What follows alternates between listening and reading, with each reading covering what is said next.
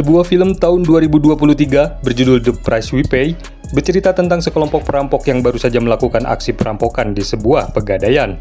Namun dalam pelariannya tersebut, mobil yang mereka gunakan tiba-tiba mogok dan terpaksa harus bersembunyi di sebuah tempat untuk menghindar dari kejaran polisi. Namun tanpa mereka sadari, rupanya tempat tersebut justru akan mendatangkan malapetaka bagi mereka. Gimana? Penasaran dengan kelanjutan ceritanya? Langsung aja kita gas ke filmnya. Big fucking pussy since you got shot. Give me your lighter.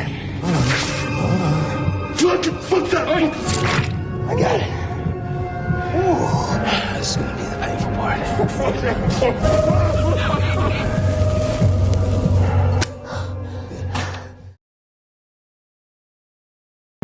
Di awal film, kita diperlihatkan seorang wanita penjual kue apem berbaju merah yang baru saja selesai melayani pelanggannya. Namun saat itu mereka sedikit cekcok karena si wanita minta diantar pulang, sedangkan si pria tidak mau karena ia merasa kurang puas dengan pelayanan wanita tersebut. Setelah ditinggal sendirian, tanpa ia sadari ternyata ada orang misterius yang sedang mengawasinya dari kejauhan. Dan karena kebelet pipis, lantas wanita ini pun masuk ke dalam toilet. Rupanya saat cekcok tadi ia sempat mengambil dompet pria itu. Namun saat akan mengambil uangnya, tiba-tiba ia mendengar ada langkah kaki di luar.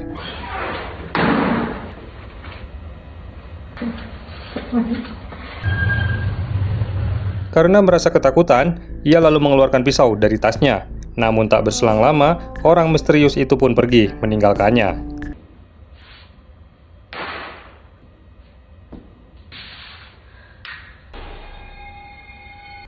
Ia lalu mengintip ke arah luar, dan setelah merasa aman, ia pun segera keluar dari bilik toilet itu. Namun saat sedang berjalan keluar, ada seseorang yang menunggunya, dan inilah yang terjadi.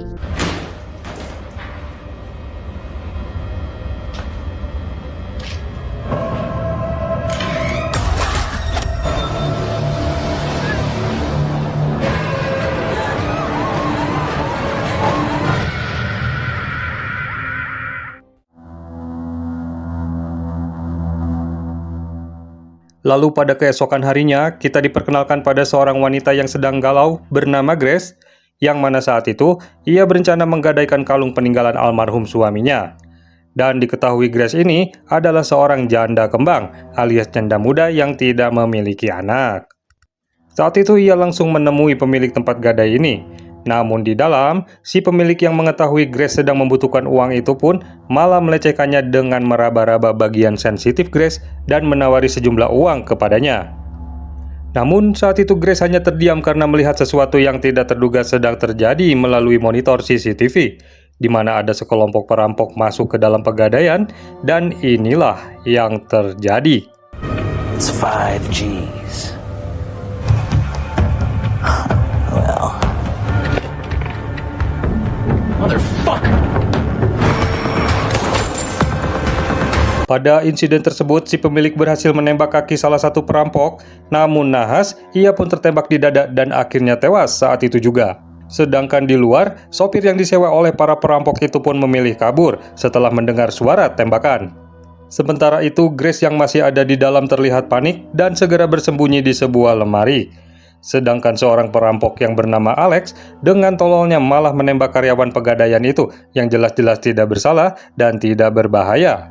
Hal ini rupanya membuat pemimpin perampok yang bernama Cody menjadi marah karena ia berharap tidak ada korban pada perampokannya ini. Kemudian situasi pun menjadi semakin kacau ketika John, perampok yang tertembak, memberitahu jika supir mereka telah pergi dari sana. Sementara itu, Grace yang melihat ada kesempatan mencoba untuk melarikan diri. Namun sayangnya tindakan Grace tersebut malah diketahui oleh Cody yang langsung menangkapnya. Dan akhirnya mereka pun menyandera Grace dan akan pergi dari tempat itu menggunakan mobilnya.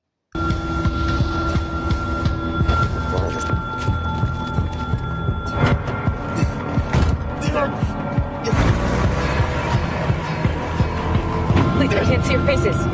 Fine. Tie it off.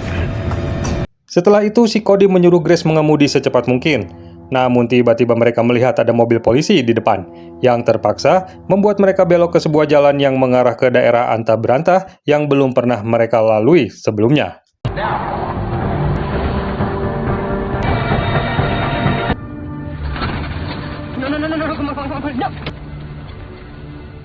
Namun sialnya, di tengah-tengah perjalanan, mobil Grace tiba-tiba mogok, dan saat itu mereka benar-benar berada di tempat yang jauh dari peradaban.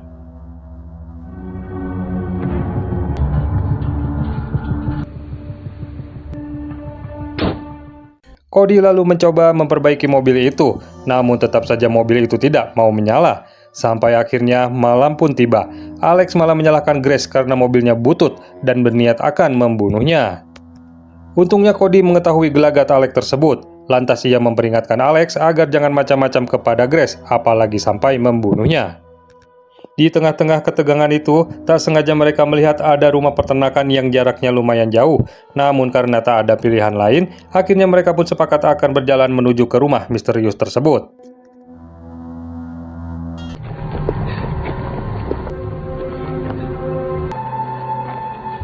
Lalu pada saat mereka sampai di rumah peternakan itu, terlihat ada seorang remaja yang sedang bersih-bersih dan sedang merapikan peralatan peternakannya.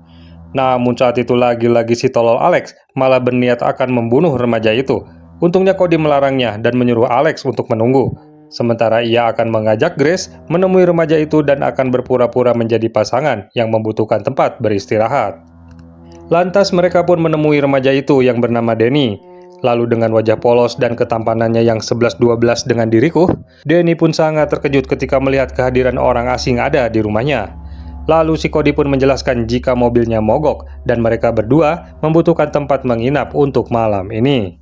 Lalu dengan ramah Danny mengatakan jika sebaiknya mereka pergi dan tidak berada di sini, karena kakeknya yang saat ini sedang pergi pasti akan marah jika ia kembali dan mengetahui keberadaan mereka di sini. Namun saat itu Grace berimprovisasi dan membujuk Danny agar mengizinkannya tinggal hanya beberapa jam saja sampai pagi. Dan dengan berat hati, akhirnya Danny mengizinkan dan menyuruh mereka tinggal di paviliun petani yang ada di seberang. Any you like? You sure? Okay. Running errands. Well, thank you again.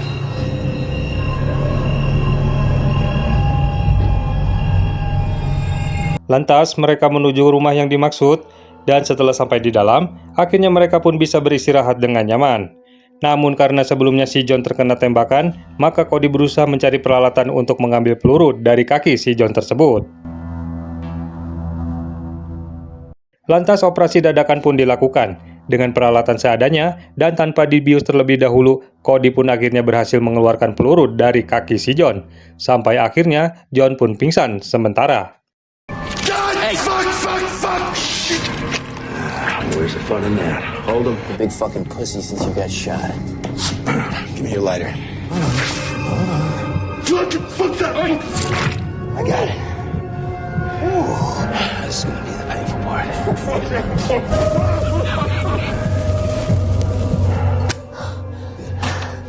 I haven't seen him. Setelah selesai melakukan operasi tersebut, mereka dikejutkan dengan sebuah siaran berita mengenai kejadian di Pegadaian, yang ternyata polisi telah mengetahui identitas si Grace dari CCTV sebagai sandera pada perampokan tersebut. Tentu saja hal ini membuat Alex semakin bersemangat ingin membunuh Grace. Namun untungnya, Cody terus melindungi Grace.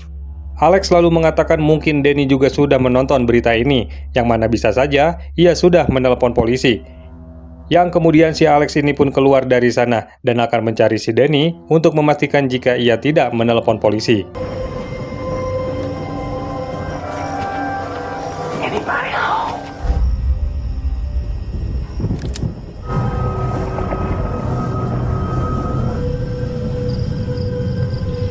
Lalu setelah sampai di kandang tersebut, Alex rupanya tidak menemukan Danny di sana. Ia lalu masuk ke sebuah kandang, yang ternyata di sana terdapat sebuah pintu menuju ke ruang bawah tanah. Alex lalu masuk ke dalam, dan ternyata di sana terdapat banyak ruangan seperti kandang manusia. Dan di tempat ini rupanya si Danny sedang membersihkan sebuah kamar yang lantainya berlumuran darah. Entah darah apa yang dibersihkannya. Lalu tiba-tiba Alex datang menodongkan kepala kepada Danny.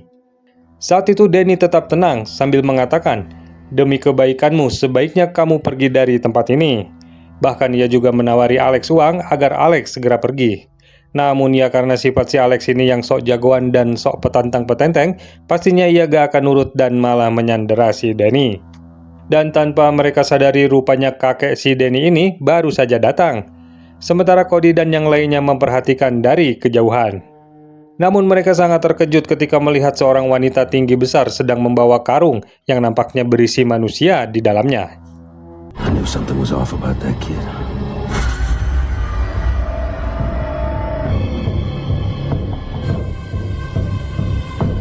Cody lalu menyuruh Grace dan John menunggu, sedangkan ia akan mencari si Alex yang sampai saat ini masih belum kembali. Dalam pencariannya, Cody sempat melihat wanita jangkung itu menjatuhkan karung bawaannya. Sementara si Alex yang masih di dalam pun mulai mendengar ada seseorang yang sedang masuk. Lantas Alex pun menyuruh Danny bersembunyi. Akan tetapi wanita jangkung ini curiga ada orang asing di dalamnya. Dan akhirnya ia pun mematikan semua lampu di ruangan bawah tanah tersebut. Alex yang saat itu terkejut pun tiba-tiba melepaskan tembakan. Namun untungnya, si Danny saat itu berhasil melepaskan diri. Sementara itu di luar Cody baru akan masuk. Akan tetapi, hal yang tak terduga pun terjadi, di mana si kakek yang mengetahui keberadaan Cody pun berhasil menembaknya menggunakan tembakan bius hingga membuatnya tak sadarkan diri.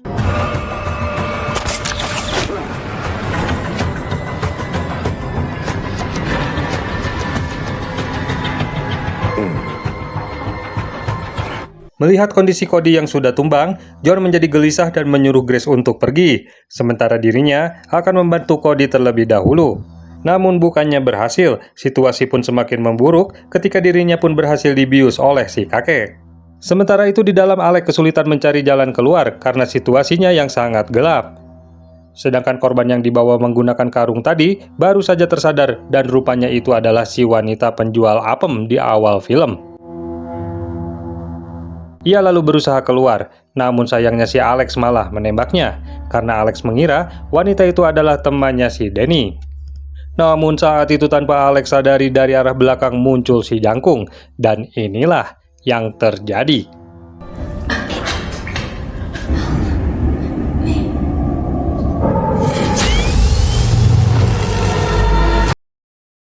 Sementara itu Grace sedang berusaha kabur dari sana, namun rupanya si kakek pun berhasil menangkap dirinya. Singkat cerita, ketika Alex tersadar, ia terkejut karena dirinya sudah terikat. Dan yang lebih mengejutkan, ia melihat si John sedang berteriak kesakitan dengan kondisi perut yang sudah terburai. Dan pada saat itulah keluarga si Danny ini pun muncul. Mulai dari si kakek yang merupakan seorang dokter bedah, kita sebut saja si dokter, bersama anaknya yang bernama Jody. Ternyata mereka ini adalah supplier organ dalam manusia yang akan mereka jual kepada orang-orang yang membutuhkan. Dan saat ini si dokter akan mengambil organ dalam milik si John terlebih dahulu.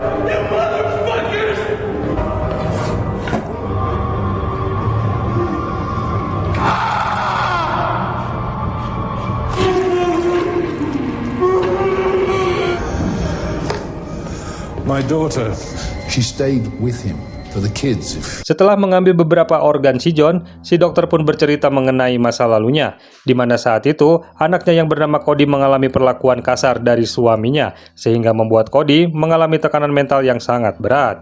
Dan saat itulah si dokter melakukan pembalasan kepada suaminya Cody dengan membedah tubuhnya, lalu mengambil organ dalamnya yang kemudian ia berikan kepada orang-orang yang lebih membutuhkan. Dan rupanya si Cody ini adalah ibunya si Danny, di mana kejadian tersebut terjadi ketika Danny masih sangat kecil. Dan sejak saat itulah mereka mulai memburu organ dalam para penjahat, karena menurut si dokter, tubuh para penjahat tersebut akan lebih berguna jika digunakan oleh orang-orang baik yang lebih membutuhkannya. Dan rupanya itulah alasan kenapa ia menculik wanita penjual apem di awal film. Lalu setelah selesai bercerita, si dokter pun akan memulai mengambil kedua bola mata milik Alex. Dan tanpa basa-basi, si dokter pun langsung mencongkel mata Alex. My daughter's life was... They will fetch.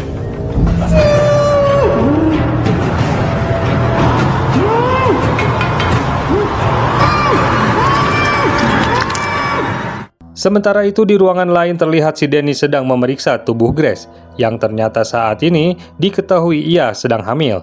Dan saat itu Grace memohon kepada Danny agar ia melepaskannya. Lalu si Danny pun menjawab, sebenarnya dari awal aku telah memperingatkan kalian agar pergi dari tempat ini, namun kalian malah memperburuknya. Lalu tak berselang lama datang si Jody yang membawa tubuh Cody. Kemudian Jody pun menyuruh Danny agar menambahkan dosis obat bius kepada tubuh Grace. Meski berat hati dan enggan melakukannya, Danny pun akhirnya melakukan perintah tersebut sambil meminta maaf kepada Grace.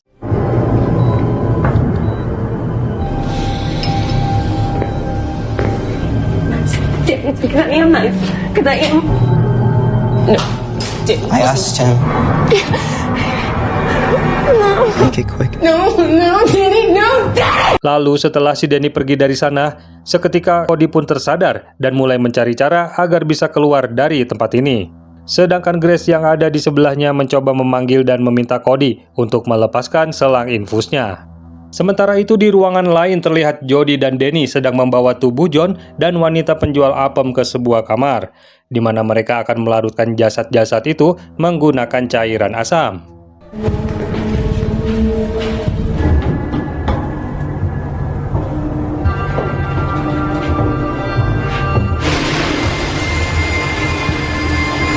Adegan kemudian beralih kembali kepada Cody yang saat itu sedang berusaha melepaskan ikatan Grace, yang pada akhirnya ia pun berhasil melepaskan selang infus yang berisi obat bius di tangan Grace tersebut. Namun tanpa diduga tiba-tiba Jody muncul menemui mereka. Lantas ia pun langsung membawa Cody menuju ke ruang operasi dan meninggalkan Grace sendirian di sana. Setelah sampai di ruang operasi, Cody melihat Alex sudah tidak memiliki mata. Lalu si dokter pun menyuruh Danny untuk mengambil tubuh Grace. Sementara Jody yang sepertinya tertarik pada Alex pun mulai meraba-raba tubuh Alex. Melihat hal tersebut, si dokter pun memperbolehkan Jody membawa Alex ke ruangan lain untuk bersenang-senang. Sambil kegirangan, Jody pun segera membawa Alex, dan sesampainya di kamar, Jody langsung melepaskan ikatan Alex dan memberinya sebuah pisau. Dan ternyata niat si Jody ini membawa Alex adalah untuk mengajaknya bertarung. Alex yang saat itu paham dengan situasi tersebut pun mencoba menyerang menggunakan pisau tersebut. Namun karena ia tidak bisa melihat, tentu saja ia tidak bisa mengimbangi Jody dan akhirnya tewas dengan kondisi yang mengenaskan.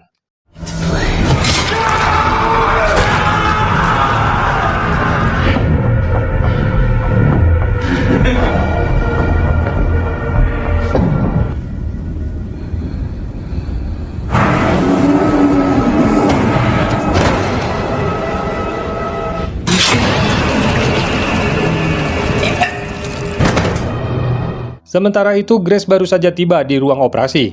Namun saat itu si Cody memohon kepada si dokter agar ia melepaskan Grace. Dan sebagai gantinya, ia boleh melakukan apa saja pada dirinya.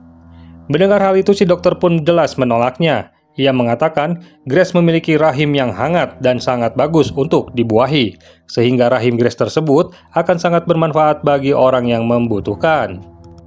Di sisi lain, saat itu Grace mulai menghasut Danny untuk melepaskannya, sedangkan si dokter sedang memulai aksinya membedah tubuh Cody untuk mengeluarkan jantungnya.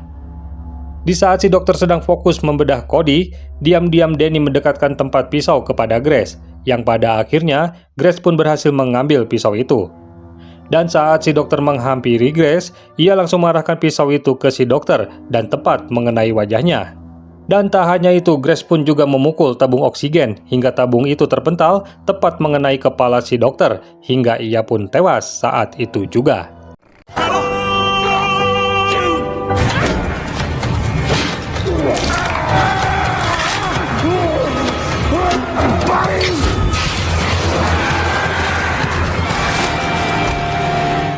Karena mendengar suara gaduh di ruang operasi, si Jody pun segera datang ke sana. Beruntung Danny sekarang membantu Grace dan segera menutup pintu itu. Kemudian Grace segera menjahit kembali tubuh Cody yang sudah menganga, dibantu oleh Danny dengan alat seadanya. Setelah selesai, Cody pun menyuruh Grace dan Danny kabur melalui ventilasi, sedangkan dirinya akan menghadapi Jody yang sedang mengamuk. Ethan, Danny, okay? Believe in me.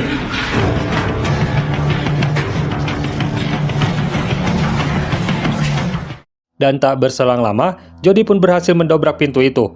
Namun Cody yang sudah bersiap-siap itu pun berhasil menghajar Jody dari belakang. Dan inilah yang terjadi.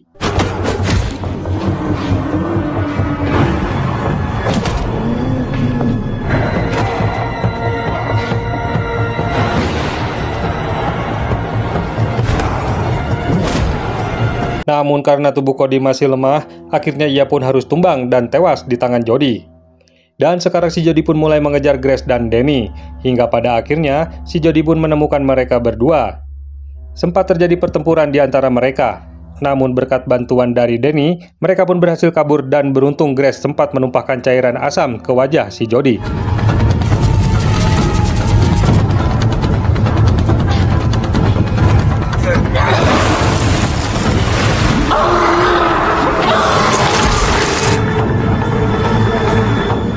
Setelah sampai di atas, mereka merasa sangat kelelahan dan memutuskan untuk beristirahat sebentar. Namun di sisi lain rupanya Jody masih hidup, akan tetapi saat ini kondisi wajahnya hancur tak karuan. Lantas ia pun naik dan kembali mengejar Grace dan Danny. Lantas melihat Jody yang masih hidup, Grace pun menyuruh Danny segera berlari. Sedangkan dirinya akan menghadapi Jody sekuat tenaganya.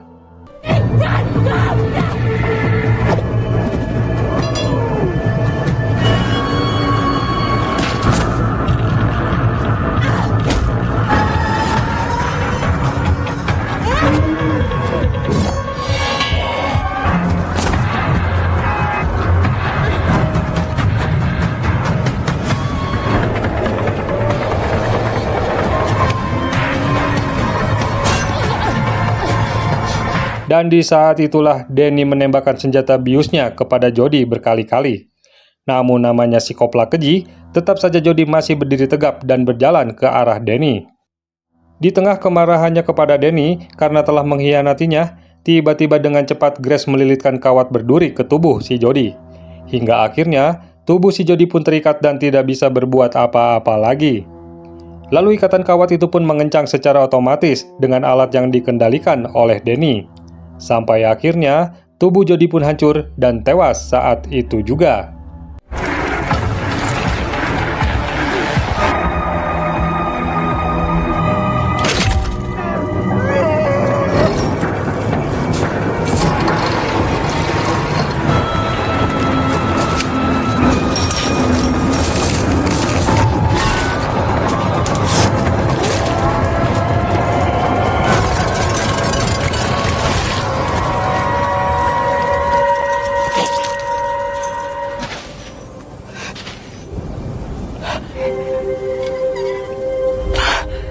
Lalu setelah semuanya selesai, Grace pun segera mengenakan pakaiannya, lalu mengajak Danny agar segera pergi dari tempat terkutuk ini. Dan akhirnya, mereka berdua pun sepakat akan memulai kehidupan yang baru. Dan film pun selesai.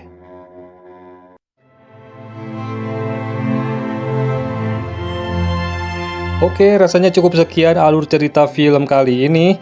Terima kasih buat teman-teman semuanya yang sudah setia menemani dan mendukung pertumbuhan channel ini hingga saat ini.